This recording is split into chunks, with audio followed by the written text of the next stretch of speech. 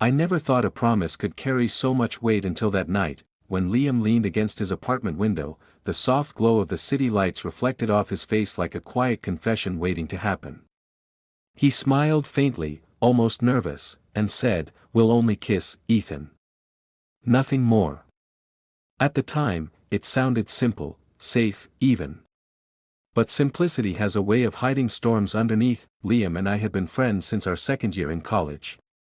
We met during a volunteer project, two people who laughed at the same jokes, stayed up talking about everything and nothing, and somehow became each other's constant. Over time, he became the one I turned to when life blurred around the edges. The kind of friend who could read your silence better than your words. That I was with Noah then. 2 years into a relationship that had started with fireworks but now felt more like static. We still cared, but routine had dulled the edges of what used to feel electric. He was kind, dependable, predictable, qualities I once admired, but lately, they only reminded me of what I missed. I didn't realize how dangerous that longing could become until Liam started to fill the spaces Noah no longer reached. That it began innocently, the way these things often do. Late-night coffee runs turned into movie nights, and movie nights turned into long hours of quiet company that felt safer than they should have. Liam and I shared a rhythm that didn't need words. He'd noticed the way my voice changed when I spoke about work, or the way I avoided mentioning Noah. And though he never said it, his eyes told me he noticed everything. One Friday evening, we met after weeks apart. Liam had just ended a relationship that left him more fragile than he cared to admit. I remember the way he looked, tired eyes, restless hands, pretending he was fine. We sat on his couch, our laughter louder than the small room could hold. But beneath it all was a pulse neither of us could ignore anymore. When the laughter faded, a strange silence took its place. The kind that hums between two people who know something unspoken is about to surface. Liam looked at me for a long time before asking softly, "Do you ever wonder what it would be like if we weren't just friends?" The question hit like a current. I wanted to say no, to shut it down before it became something real, but I hesitated. And that single pause said more than I intended. He noticed. "I'm not saying we should," he added quickly, as if rescuing himself from what he'd just said.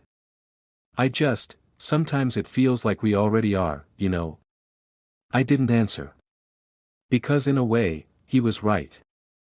There were moments, fleeting, quiet moments, when our friendship felt too close, too heavy, too warm. The night grew colder, and he turned on a small lamp beside the couch.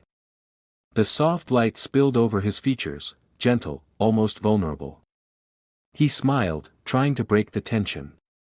"Relax, Ethan. I'm not asking for anything. Just one kiss. Nothing more. Just to know." My heart raced at the absurdity of it. One kiss. The word sounded harmless, almost childish. But deep down, I knew there was nothing harmless about it. I should have left then. I should have reminded him, and myself, of Noah waiting for me at home. But I didn't. Instead, I stayed. "Why?"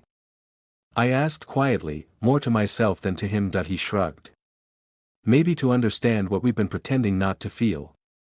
The air between us thickened with the weight of what neither of us could name. I could hear my heartbeat echoing against the walls. It wasn't attraction alone, it was something deeper, something that scared me because it felt too real. Before I could find words to stop it, Liam reached out, his hand brushing mine in a slow, uncertain motion.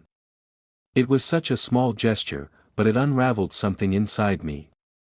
Every unspoken thought, every avoided glance, every denied feeling, it all came rushing forward in that single touch. I looked away, unable to meet his eyes.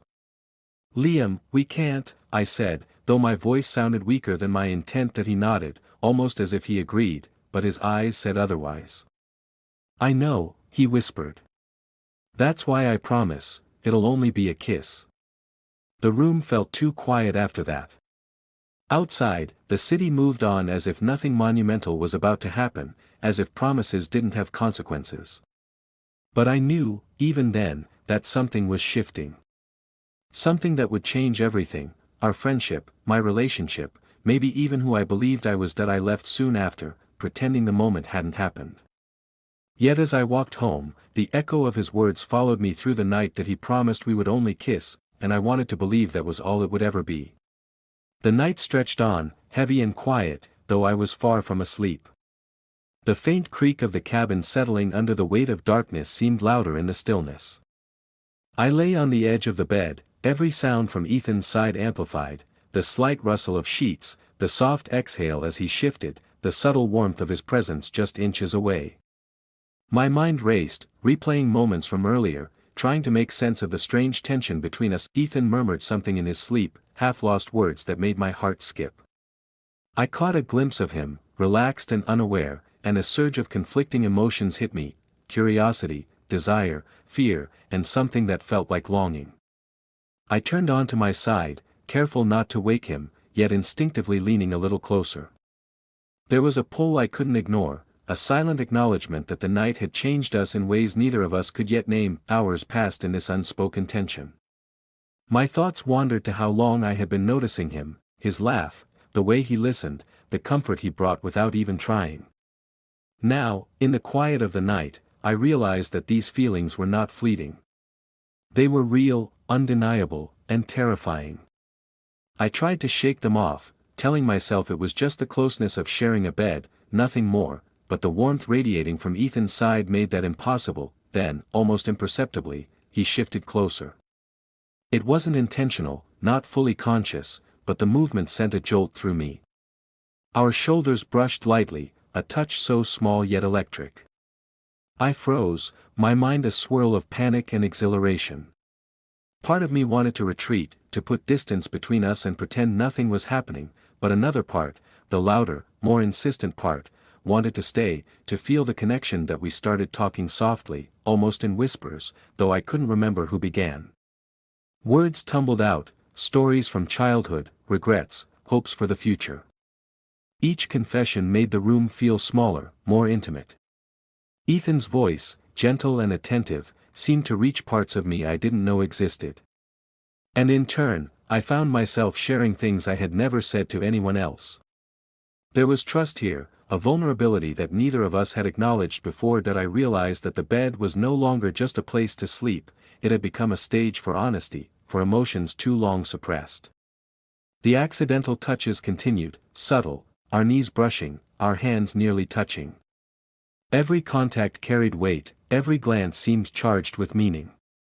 I wasn't sure if Ethan felt it too or if it was only my imagination, but the air between us had shifted, thick with unspoken understanding. That my thoughts spiraled.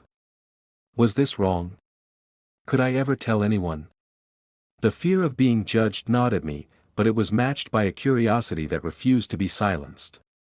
Ethan, laughing softly at some memory, glanced toward me in the dim light, and I thought I saw recognition there, a reflection of my own feelings mirrored in his eyes.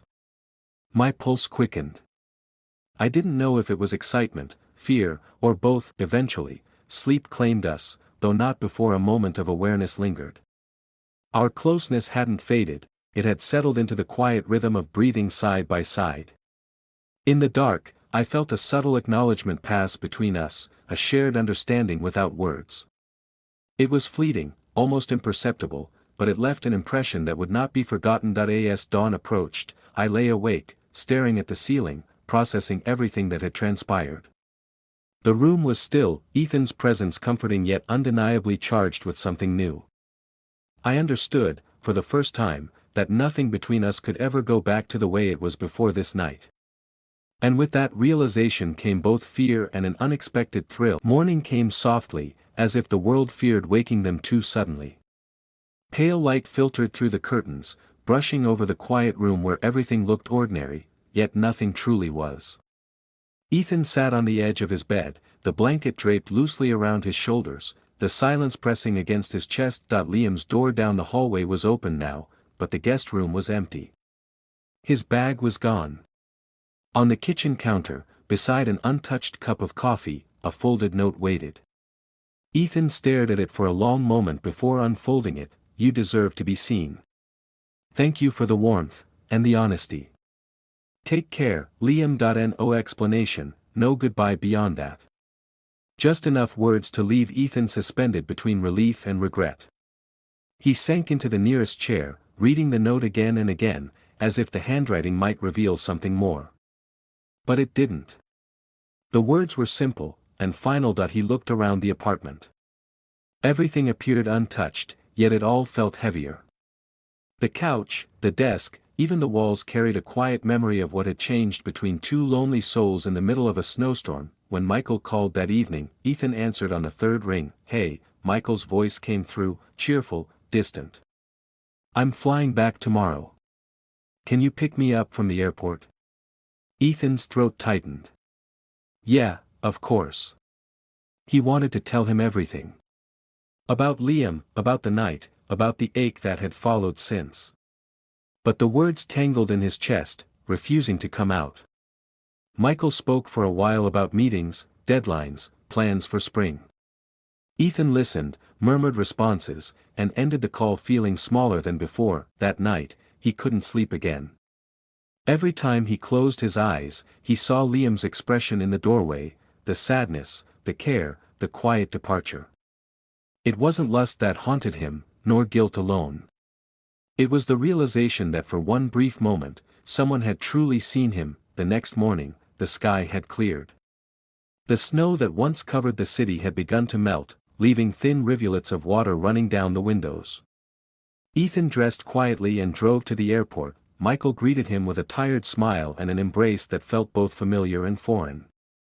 "Missed you," he said, pressing a brief kiss to Ethan's cheek. Ethan smiled faintly, whispering, "Missed you too."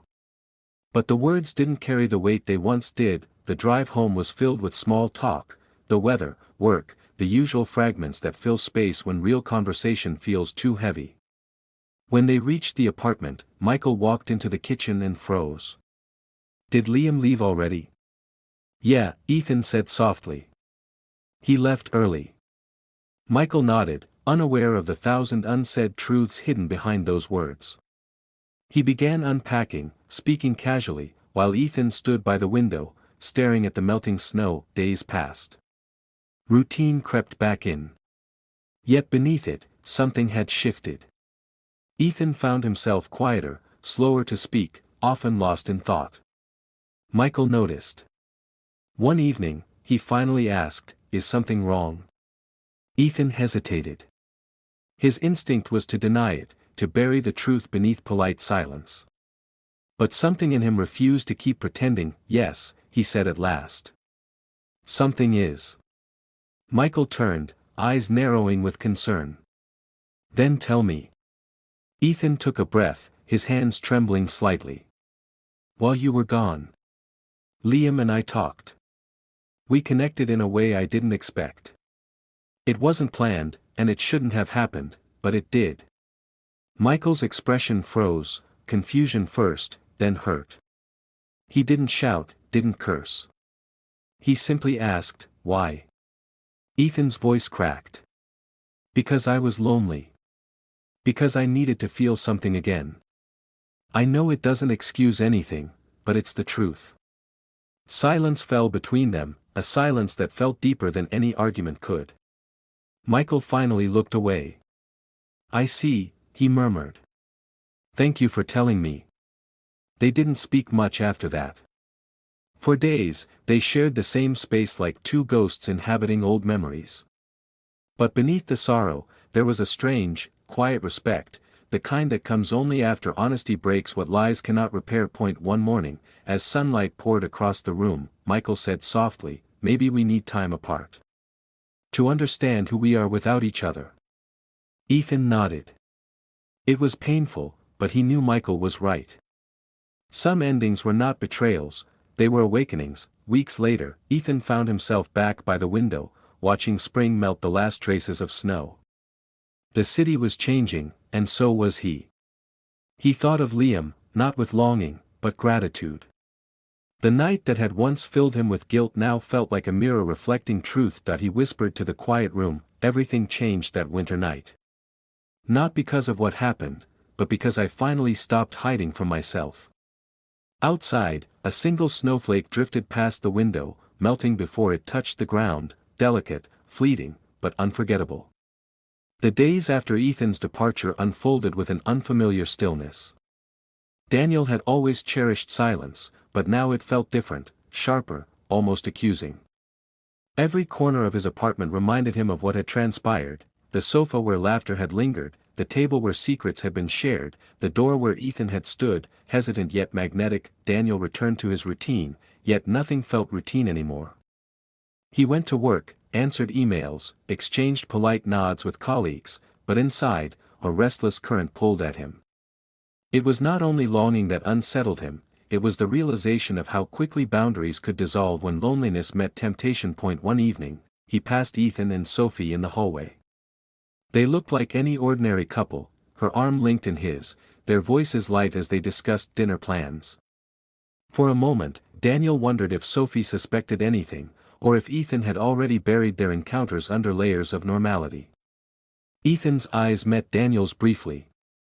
There was no smile this time, only a flicker of recognition before he looked away. The silence of that glance felt heavier than any word they had exchanged. Back in his apartment, Daniel sat by the window, watching streetlights flicker against wet pavement. He replayed the weeks in his mind, the unexpected knock, the nights of wine and laughter, the confessions whispered in the shadows. Each memory carried both warmth and weight, sweetness and sorrow. He realized he had been both chosen and used, cherished and compromised. The temptation to reach out to Ethan tugged at him in quiet moments. He would catch himself drafting unsent messages, his fingers hovering over words he knew he should never send. Are you okay? Do you think of me? Was it real? But he deleted them all, reminding himself of the promise he had made, not just to Ethan, but to himself. Instead, Daniel began to rebuild. He forced himself back into small routines that grounded him: morning jogs along the Thames, afternoons spent in bookshops, evenings journaling his thoughts.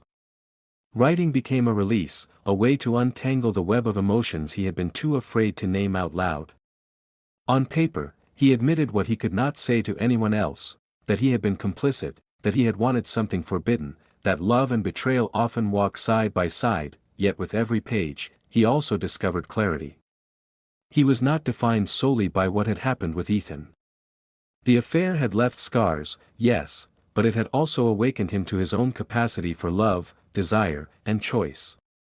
He had touched fire and survived. Weeks later, Daniel found himself sitting in a cafe, watching the world through fogged glass. A stranger at the next table smiled at him, a simple, uncalculated smile. For the first time in a long while, Daniel allowed himself to smile back without guilt. It did not carry the weight of secrecy or the thrill of betrayal. It was ordinary, and that made it feel extraordinary. That night, he returned home lighter than he had in months. He thought about Ethan less and less, until his memory became a quiet echo rather than a storm. Sometimes he still wondered what might have been if they had chosen differently, but he no longer let that question consume him. The answer, he realized, did not matter. What mattered was the lesson, that true connection must be built on truth, not shadows. As autumn gave way to winter, Daniel closed the chapter firmly. The silence of his apartment no longer accused him, it comforted him again, as it once had. He understood now that solitude was not emptiness, but space to heal, to grow, to wait for something that would not ask him to compromise his conscience. In the quiet, he whispered a final thought, not to Ethan, not to Sophie, but to himself: I will not let betrayal define me. I will find a love that begins with honesty.